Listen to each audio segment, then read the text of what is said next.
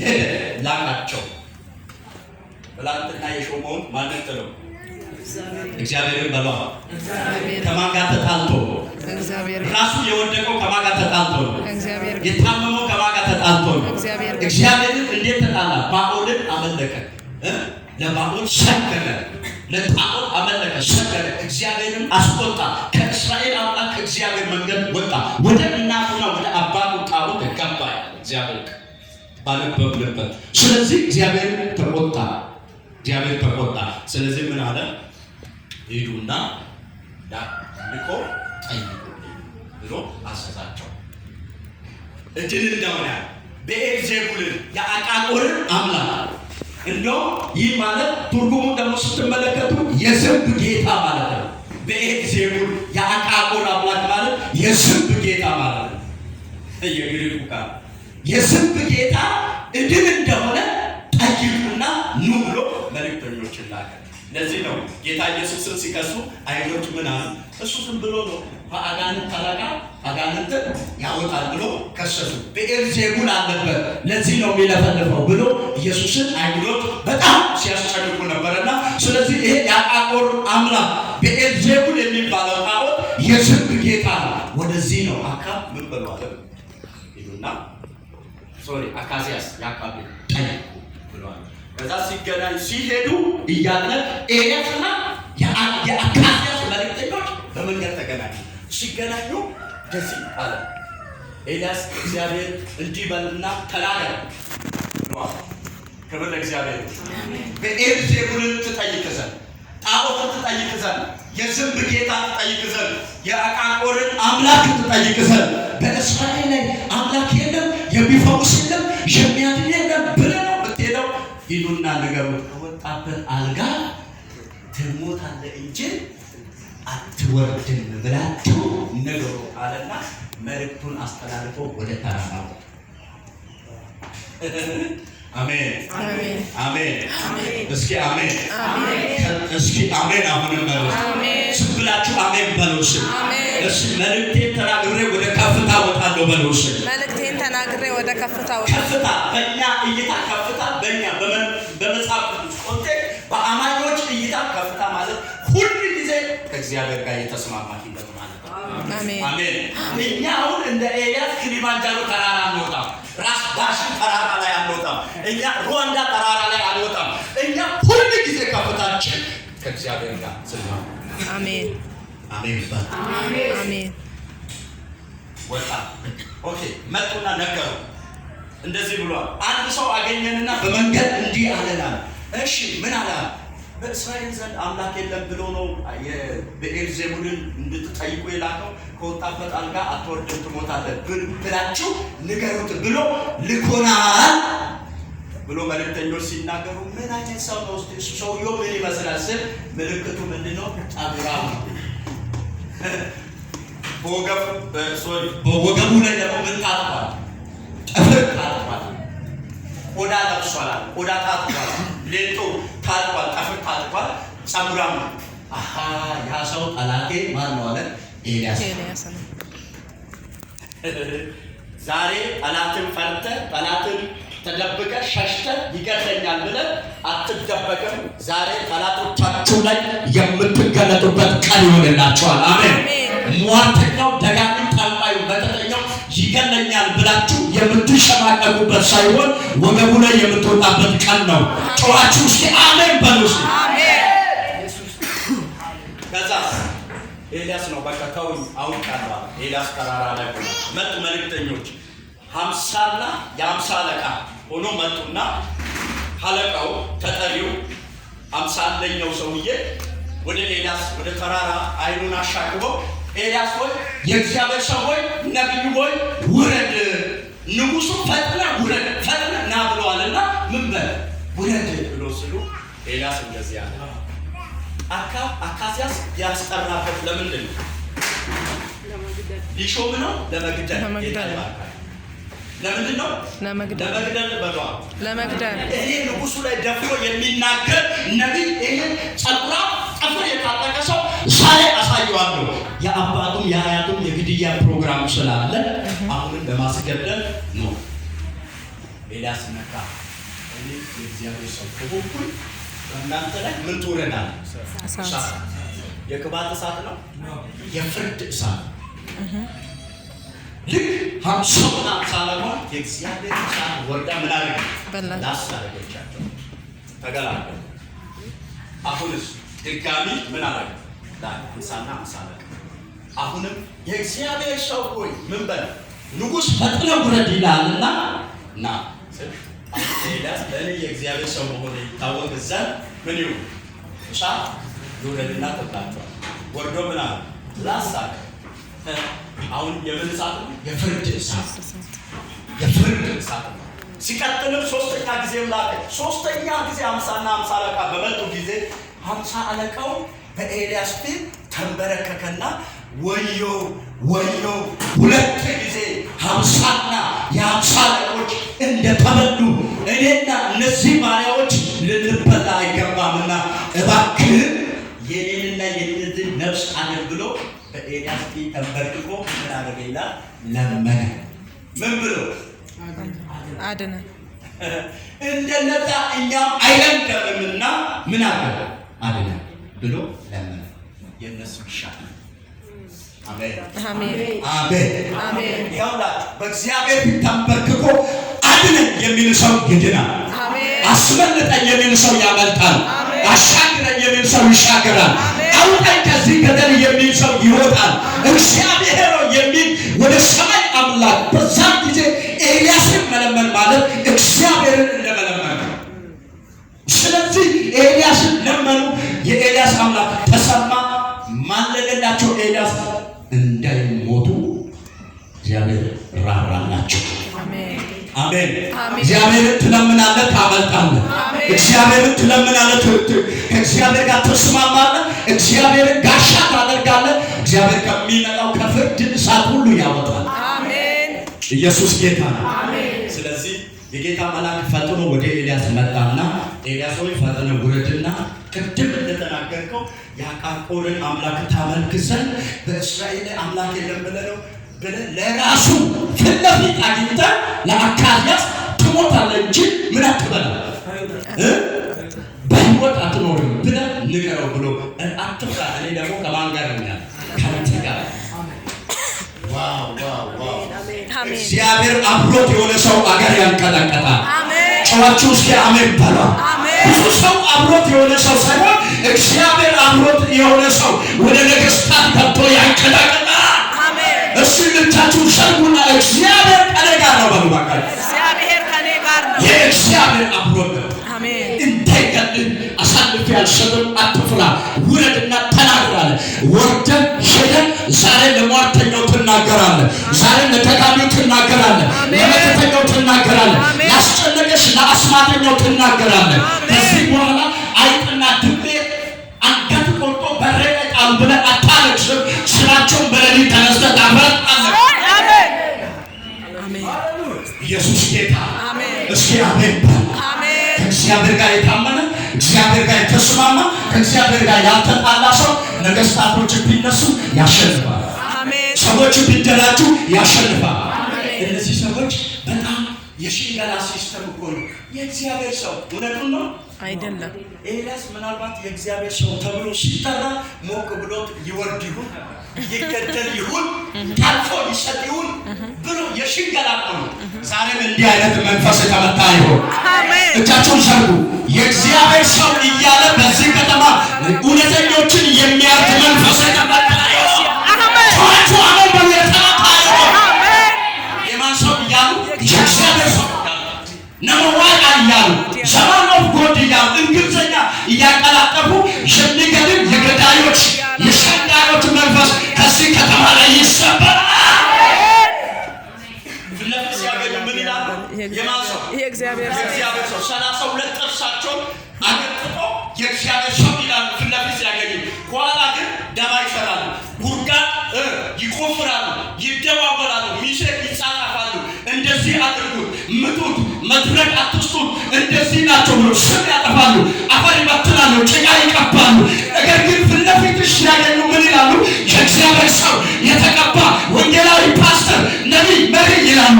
ዛሬ ከዚህ ከተማ ላይ ይሄን እንቀረብ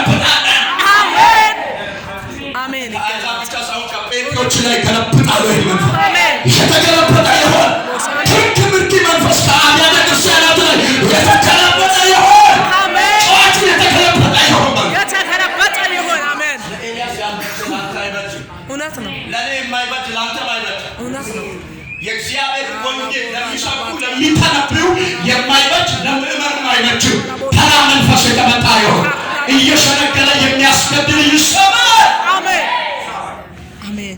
ኤልያስ ነቃ። ንቃ። አሜን አሜን። ንቃ። ኢየሱስ ጌታ።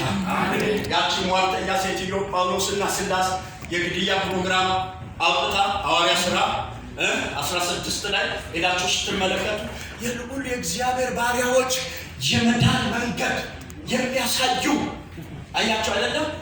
የዘመኑ ፕሮፌት ወይ አፖስትል ቢሆን እቺ ሴትዮ ይላል። ጳውሎስ ግን ነቅቶ አነጣጥሮ ውስጥሽ ያለው አውሬ ይወጋ። እስኪ አሜን። ውስጣቸው ያለ አውሬ ይወጋ። የሚያሳድዱሽ ሰዎች ያለው ውስጣቸው ያለ አውሬ ይወጋ። ውስጣቸው ያለ የግድያ ፕሮግራም ይመታ። ውስጣቸው ያለ የዘረኝነት ስትራቴጂ የተገለበጠ ይሁን። የሰንዶ ሲስተም የተገለበጠ ይሁን። የአውሬው መንጋጋ ይመታ። አሜን።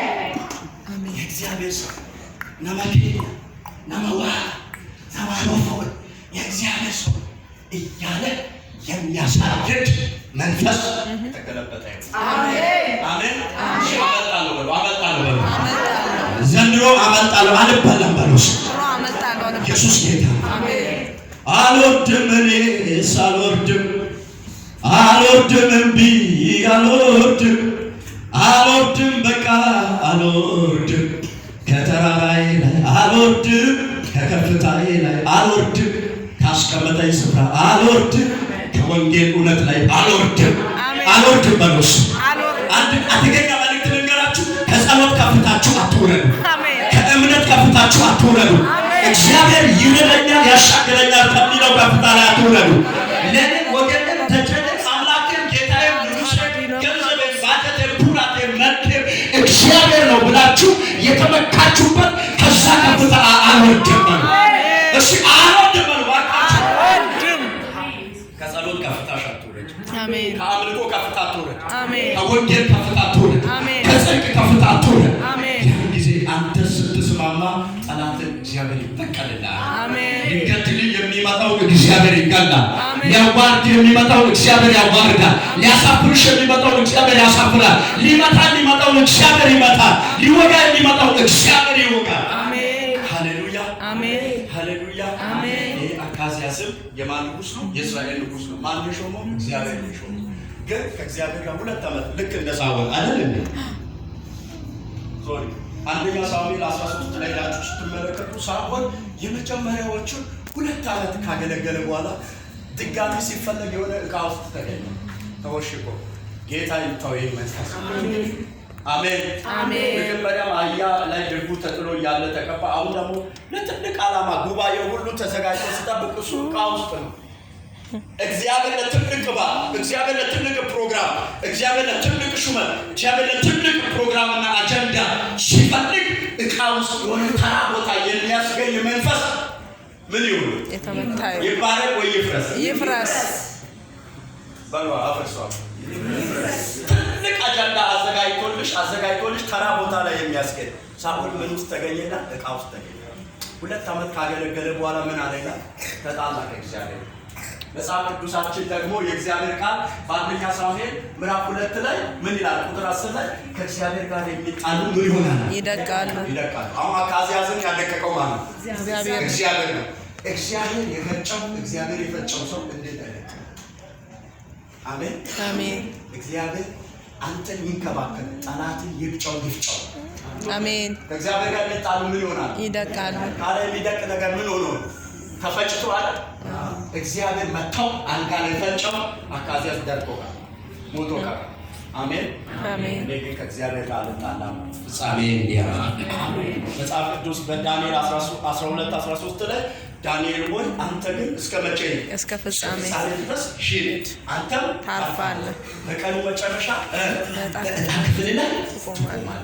ብዙ ሰዎች ሰውነታቸውን ያነጥራሉ፣ ራሳቸውን ላያቸውን ይቀባሉ፣ ውስጣቸውን ግን አያነጡም። ስለዚህ ዳንኤል ዘመኑ የሚመጣው ዘመን አስቸጋሪ ነው፣ አስከፊ ነው። ነገር ግን አንተ እንዲህ አይነት ሁኔታ ቢኖርም እስከ ፍጻሜ ድረስ ምን በለ ሳትጣላ ግራ ቀኝ ሳትል እግዚአብሔር ጋር አሜን አሜን።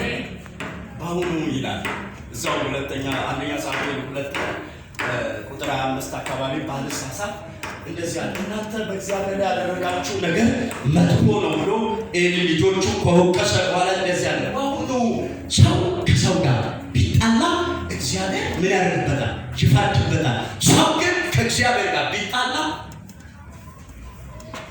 ማን ያስታርቃል? ማን ያስታርቃል? ሰውየው ራሱ ተንከባሎ ንስሐ ገብቶ ወዮ አባክያ ብሎ አልቅሶ ተንከባሎ እግዚአብሔር ጋር ካልተስማማ በስተቀር ከእግዚአብሔር ጋር የተጣላ ሰው ይደቃል እንጂ ማንም። ስለዚህ እና እንደዚህ ላይ ቁጥር 16 አንደኛ ሳሙኤል ላይ ደግሞ 26 ላይ ቁጥር 16 ላይ እግዚአብሔር የኤሊ ልጆች ምናምንቶች ስለነበሩ እግዚአብሔርን ስለማያውቁ ሊገላቸው ፕሮግራም ይዞ ነበርና ልባቸውን አደረገ።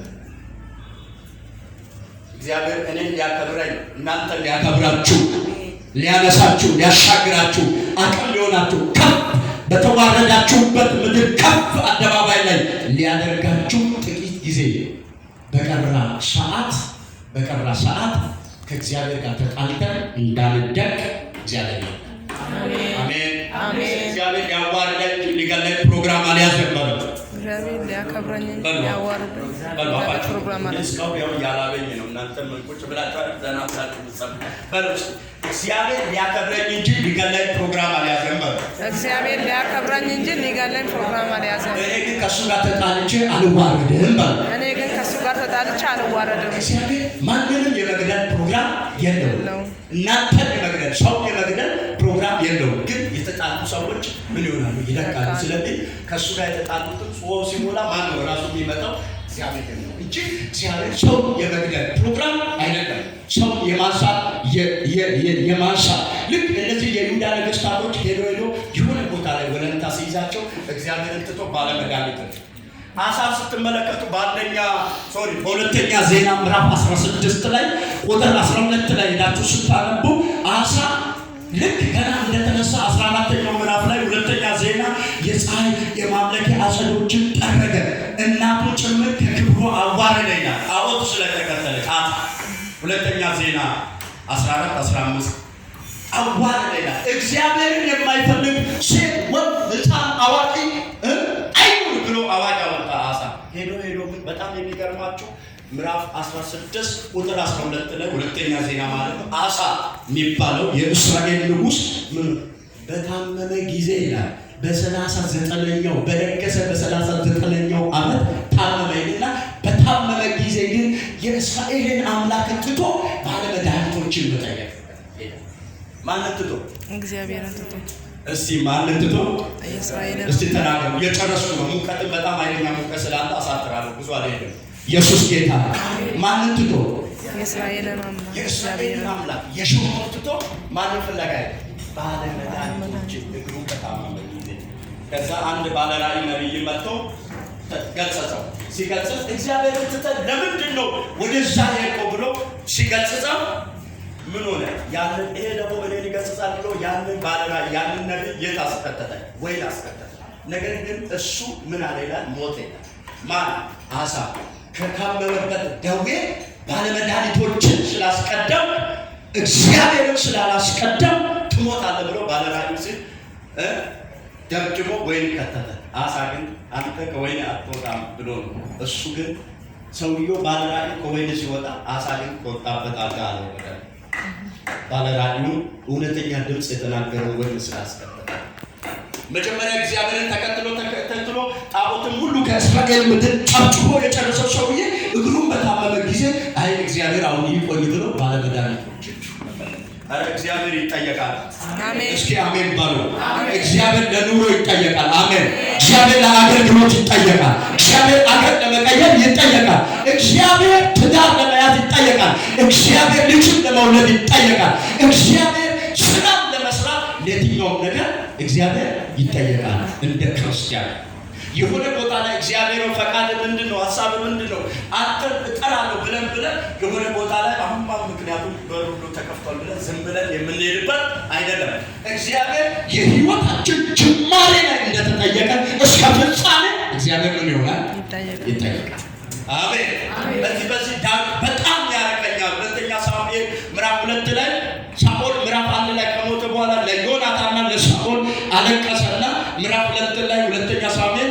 እንደዚህ ያለ እግዚአብሔርን ጠየቀ።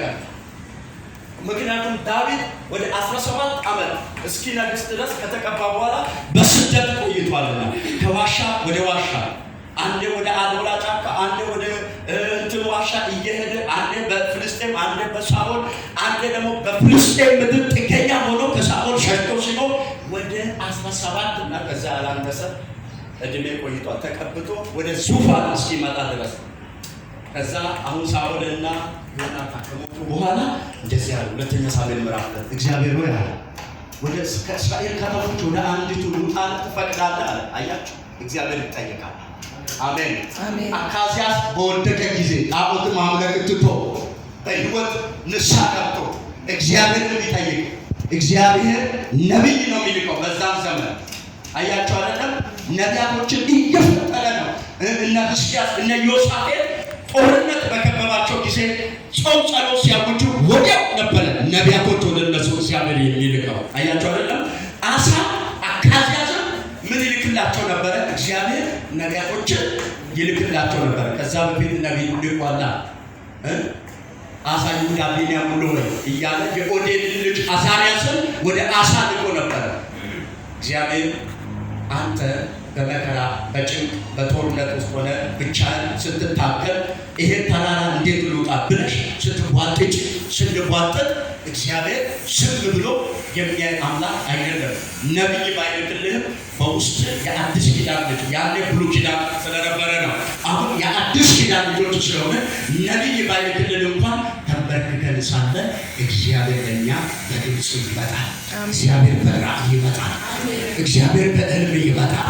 ስለዚህ ምን ሆነ? አሳጥታል። ነገር ግን ዳዊትን ስትመለከቱ ልውጣ አለ። አውጣ አለ። ወዴት አለ? ወደ ኬብሮን አለ። ሚስቶቹ ያተመከዙ ኬብሮን ላይ ወጣ። ኬብሮን ላይ ዳዊትን ጠይቆ ስለወጣ 7 ዓመት አነገሱት ይላል ቀብቶ። ልክ 7 ዓመት ሲፈጸም ደግሞ በመላው እስራኤል ላይ ሁለተኛ ሳሙኤል ምዕራፍ 5 ላይ ቀብቶ ሾመ። ሳኦል በሕይወት እያለ ከጎልያድ ተግዳሮት ያዳንከን አንተንና ስለዚህ የአጥንታችን ፍላጭ የስጋችን ቁራጭ በእኛ ላይ ትሾማለህ ብለዋል። ማንን እየሰማ ስለወጣ? ዳዊት። በኋላ ላይ ዳዊት የወደቀው በነገራችን ላይ ተመችቶ ዙፋኑ በጣም ተመችቶ ተደላድሎ እግዚአብሔር ያው ብሉይ ኪዳን ስለሆነ ሚስት ብቻ ሳይሆን ሚስቶችን ሰጥቶ እግዚአብሔር አንበሽሾት ነው ብሉይ ኪዳን ስለሆነ ያው አዲስ ኪዳን አልተፈቀደም። እንግዲህ ካማረንም እያማረን ይቀር አጣጣው አበላሻው ምታስቡ ካላችሁ ሲያምራችሁ ይቀር። ይሄ የወንድምነት ስብከት ነው። አሜን ይታያል። አሜን ነው አይደል? ስለዚህ ነብዩ ናታን መጥቶ ሲናገር ሚስቶችን ሰጠው። ምን አድርገህ ነው ኦሪዮን የምታስገድለው? ይሄንን ነገር ምሰራው እንደውም አነሰ ብትል እጨምርልህ ነበር ሚስቶችን አለ እግዚአብሔር ለዳዊት ማለት ነው። ስለዚህ ለማለት የፈለኩት ምንድነው? ዳዊት ከፍ ካለ በኋላ ከወጣ በኋላ ዙፋኑ ብልጽግናው ሁሉ ነገር ከወጣ በኋላ ነው ዳዊት ምን ያህል የወደቀው እንጂ ከዛ በፊት በነበረው አልወደቀም። ሁሉም ነገስታቶች ከፍ ካሉ በኋላ ህይወት ሂደት አለውና በጣም የሚገርመው ከፍ ስንልም ከእግዚአብሔር ጋር ዝቅ ስትሉ ከማን ጋር? አሜን። ሁለቱም ከእግዚአብሔር ጋር ልትጣሉ ያደርጋል። ዝቅታ ላይ እያለንም ለእናንተ ብቻ አይደለም ለእኔም ጭምር ነው የምሰብከው። ዝቅታ ላይ እያለንም ሸለቆ ላይ እያለንም እግዚአብሔርን ተከትዬ እንዲህ ሆኜ እንዲህ አይነት ህይወት ከማል ለዘላለም ይቅርብኝ ብሎ ከጌታ ቤት የሚሄዱ ብዙ ሰዎች አሉ። ስለዚህ እኔ ማለት የፈለኩ ዝቅታ ላይ እያለንም ከእግዚአብሔር ጋር እንጣበቅ። ከፍ ሲያደርጋችሁ በምድሪቱ ከፍታ ላይ ስትወጡ ሰዎች ሲያያችሁ፣ በአገልግሎት ስትታዩ፣ በኢኮኖሚ ስትታዩ፣ በጥሩ መኖሪያ ቤት ስትታዩ፣ ልጆቻቸው ኃያላን ሲሆኑ ተምሮ ዓለምን የሚቆጣጠሩ ሲሆኑ ከፍ ባላችሁበት ከአሁን በኋላ ቢያንስ ከ10 ዓመት በኋላ ከ20 ዓመት በኋላ ከ30 ዓመት በኋላ የምትወጡበት ከፍታ ላይ እያያችሁ ያን ከፍታ ይሄ ከፍታ የመጣው እግዚአብሔር ነው ብላችሁ ጠንቀቅ ማለት ያስፈልጋል። አሜን ነው። ስለዚህ ዝቅታ ላይ ከማን ጋር? እግዚአብሔር። ከፍታ ስመችል ብዙ ሰው ሲያጅባችሁ ብቻችሁ ስትሆኑ ጠቢብ ሰው ከሌላው ውድቀት ምን ይሆናል? ይማራል። አሜን ነው። ስለዚህ ይሄንን ልየርቻል። ስለዚህ ዳዊት እየጠየቀ ነው ሄደው በኋላ ንግስ ነው ብልጽግ ነው ምናምን ጦር ጀነራሎች ምናምን ሲበዙለት ዳዊት ጦርነት ትቶ ሰፈር ላይ ሲዝናና ነው የወደቀው። ክብር ለእግዚአብሔር ነው። ስለዚህ ፍጻሜያችን እንዲያምር እግዚአብሔር ጋር ምን አለ አንጣ እዚህ ላይ ይቻላል። ምናችን በመስጠት ፍጻሜያችን ፍጻሜያችን ሳሳት ገና ነው 7 ሰዓት ሊሆን